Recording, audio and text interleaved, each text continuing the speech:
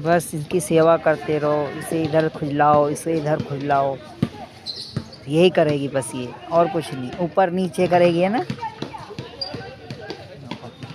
बिल्कुल शांत, बिल्कुल नॉर्मल। और आप सब सोचते हैं कि ये बहुत गुस्से वाले योनि के बच्चे हैं। नहीं, ये गुस्से नहीं है, ये बिल्कुल प्यारी है। अगर आप इसे प्यार करते हैं तो ये आपको प्यार करेगी। ये दुश्मन नहीं है हमारे, ये दोस्त है। जब तक आप कुछ ऐसा ना कर दें जिससे इनकी जो आक्रामक शैली है वो चालू हो जाए, तो ऐसा कोई सा पोस्चर अब ना करें इनके सामने। मैं तो यही हिदायत दूंगा। और मैं आज फिर से कहता हूँ कि हाथ ज़रूर धोएं, प्यार एक तरफ और बीमारी एक तरफ। तो अपना हाथ ज़रूर धोएं। इसने बहुत लड़ाइयाँ लड़ी हैं अपने जीवन में, इसके पीठ पे एक बहुत गहरा कट है।